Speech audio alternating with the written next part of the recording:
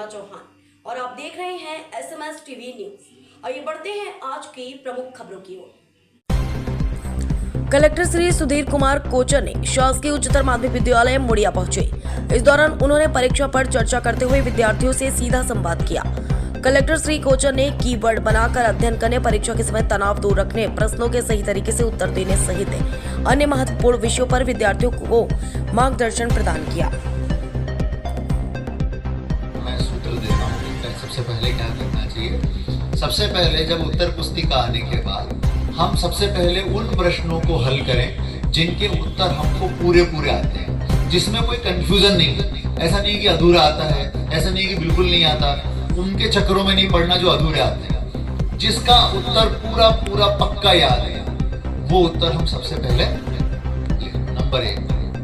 Number दूसरा, कोई सा भी पेपर, चाहे हिंदी का हो, अंग्रेजी का हो, गणित का हो, विज्ञान का हो, सामाजिक विज्ञान का हो, अक्षर अच्छे लिखने की कोशिश करें। यदि आपके अक्षर खराब है, कई बच्चों के अक्षर हो सकता है खराब है, वो बोलेंगे सर अब 10 दिन बचे परीक्षा को, अक्षर कहाँ सुधार लेंगे, तो अक्षर ऐसे नहीं सुधर सकते। तो यदि आपके अक्षर खराब है तो कम से कम इतना करिए कि दूर लिखिए। दूर लिखने से आपके अक्षर अलग अलग दिखाई दे सकते हैं, जो जांचने वाला है। बहुत चिपका के लिखेंगे तो बहुत गंदे अक्षर हो जाते हैं। तो नंबर अच्छे लाने का दूसरा तरीका है कि अक्षर अच्छे रखना। नंबर अच्छे लाने का तीसरा तरीका ये, जितना पूछा जाए उतना ही लिखना। जैसे मान लो तुमको एक चीज कौन सी सरल लगती है, बहुत बताओ। क्या सरल लगता है, कोई प्रश्न बताओ एक सरल सा जिसका उत्तर तुमको बिल्कुल रटा हुआ याद है। संयोजन अभिक्रिया किसे कहते हैं, ठीक है। अब मान लीजिए प्रश्न पूछा कि संयोजन अभिक्रिया किसे कहते हैं, और वो 1 नंबर का प्रश्न। कितने नंबर का? 1 नंबर का। अब तुमने क्या किया कि तुमको तो बहुत अच्छे से आता है संयोजन अभिक्रिया, तो तुमने बोला अरे चलो अपन तो अब लिखना शुरू करते हैं। अब तुमने 1 पेज भर के लिख दिया उसमें, और उसमें चित्र भी बना दिए। उसने कितना पूछा? केवल 1 नंबर का।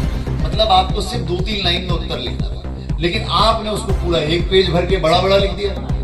अब क्या होगा, इसमें आपके नंबर कट जाएंगे। अब आपको लगेगा जब आप घर आओगे कि मैंने तो सब सही लिखा, मैंने तो कुछ गलती नहीं की। तुमने गलती कुछ नहीं की, लेकिन जितना पूछा उतना नहीं लिखा।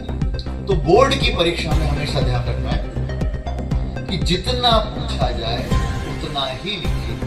अनावश्यक ज्यादा लिखने से आपका टाइम भी बर्बाद होगा और आपके नंबर भी कट जाएंगे, पूरे नहीं आएंगे। अब आपको ये देखना है कि आपका पढ़ाई में मन कब लगता है। यदि आपका पढ़ाई में मन सुबह लगता है तो आप सुबह पढ़िए। यदि आपका पढ़ाई में मन देर रात तक लगता है तो आप देर रात को पढ़िए। मुझे तो रिजल्ट से मतलब, यदि देर रात को 3 बजे तक पढ़ करके आपका रिजल्ट अच्छा आता है तो मैं कहूंगा आप देर रात तक पढ़िए।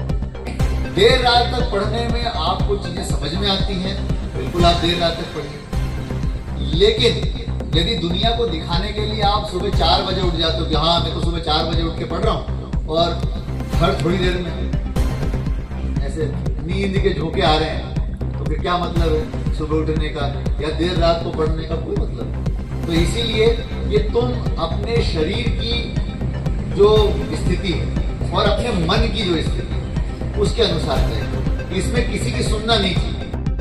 तो आप ये कर सकते हो कि 2022 का 11वीं का पेपर उठाया, 3 घंटे का टाइम सेट किया घर में और बैठ गए उसको हल करने के लिए। तो आपको समझ में आएगा कि मेरे से 3 घंटे में करते बन भी रहा है कि नहीं बन। और जब हम घर पे बैठ करके पुराने सालों के पेपर हल कर लेते हैं तो हमको परीक्षा से डर कम लगने लगता है, क्योंकि जो परीक्षा हॉल में होता है वो हम घर पे कर रहे हैं। और इसमें आखिरी पॉइंट कि हमेशा ध्यान रखिए कि 10 मिनट आखिरी के लिए रहना चाहिए कि हम पूरा पेपर एक बार पढ़ लें कि कुछ छूटा तो नहीं, कुछ गलत तो नहीं लिख दिया, कुछ अधूरा तो नहीं रह